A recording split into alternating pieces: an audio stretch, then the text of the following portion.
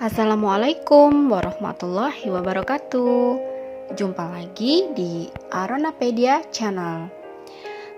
Di video kali ini kita akan mengulas berita bahwa ujian nasional itu ditiadakan dikarenakan kita masih berada dalam masa darurat penyebaran COVID-19. Tentunya dari semua pihak, baik dari satuan pendidikan, kemudian dari para orang tua, dan siswa itu sendiri juga bingung. Kok ujian nasional ditiadakan ya? Terus bagaimana kita untuk memperoleh nilai atau standar kelulusan?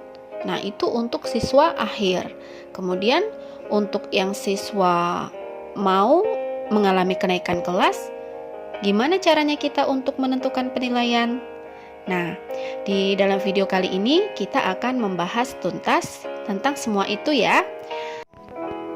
Berkaitan dengan berita ditiadakannya ujian nasional, itu memang benar apa adanya karena terdapat surat edaran dari Menteri Pendidikan dan Kebudayaan, yaitu yang ditandatangani langsung oleh Bapak Menteri kita, yaitu Bapak Nadiem Anwar Makarim.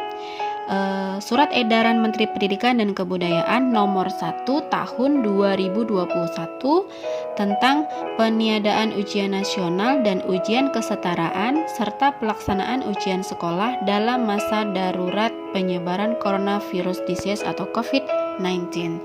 Jadi memang benar adanya ujian nasional itu ditiadakan ya.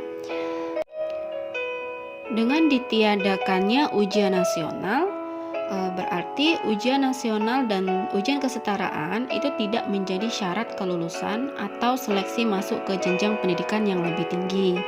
Kemudian, bagaimana peserta didik itu bisa dinyatakan lulus karena ujian nasional ditiadakan?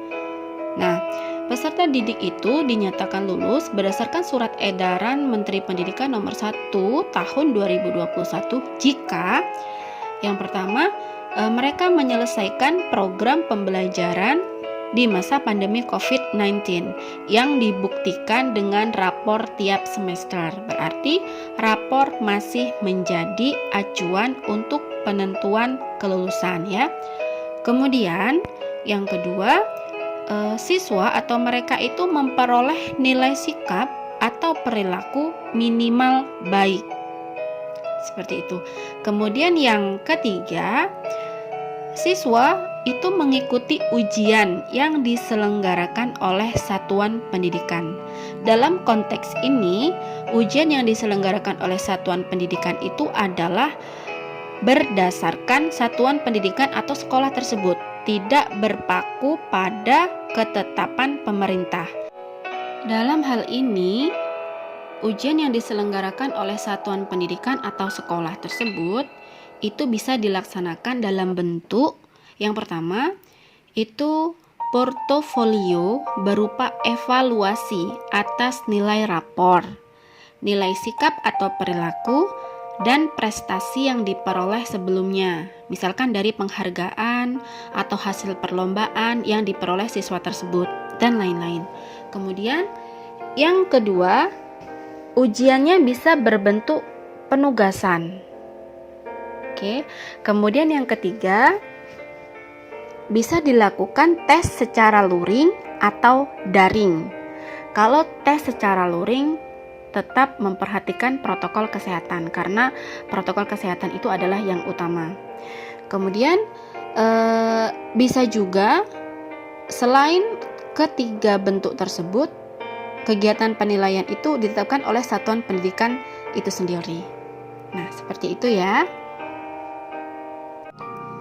Untuk menindaklanjuti surat edaran dari Menteri Pendidikan ini, khusus untuk Provinsi Sumatera Selatan ya, informasi langsung dari Kepala Dinas Pendidikan Sumatera Selatan itu beliau mengatakan bahwa tanggal 15 Februari kemarin itu sudah dilakukan koordinasi bersama MKKS untuk menyusun kisi-kisi soal.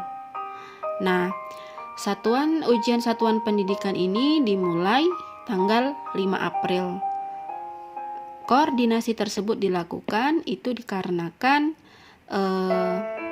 yang pertama diharapkan agar kualitas soal itu sama, sesumsel.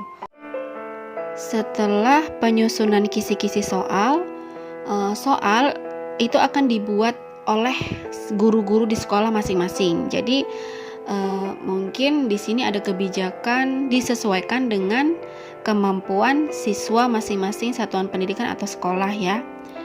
Nah, setelah itu untuk pelaksanaannya daring atau luring itu kebijakan dari sekolah masing-masing.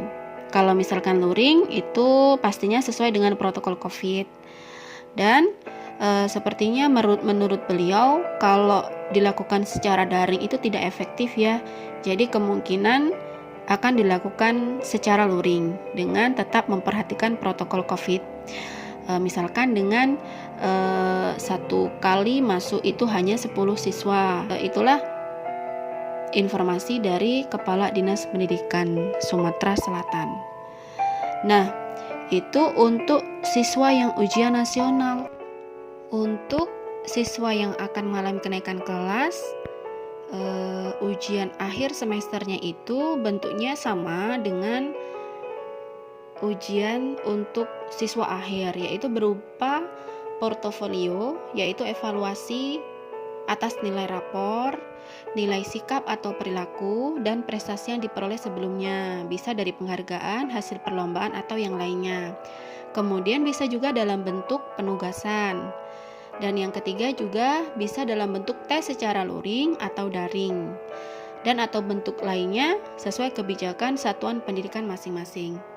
Nah, untuk ujian akhir semester ini, untuk yang kenaikan kelas ini dirancang untuk mendorong aktivitas belajar yang bermakna. Tidak perlu mengukur ketuntasan capaian kurikulum secara menyeluruh. Seperti itu. Demikian poin-poin penting yang bisa saya sampaikan berkaitan dengan peniadaan ujian nasional, ujian kesetaraan, dan ujian kenaikan kelas karena masih dalam masa pandemi COVID-19 berdasarkan Surat Edaran Menteri Pendidikan dan Kebudayaan Nomor 1 Tahun 2021. Semoga bisa bermanfaat untuk kita semua. Terima kasih sudah menonton video ini dan sampai jumpa di video selanjutnya. Kalau video ini bermanfaat, silahkan share, kemudian jangan lupa like, komen, dan subscribe ya. Terima kasih. Wassalamualaikum warahmatullahi wabarakatuh.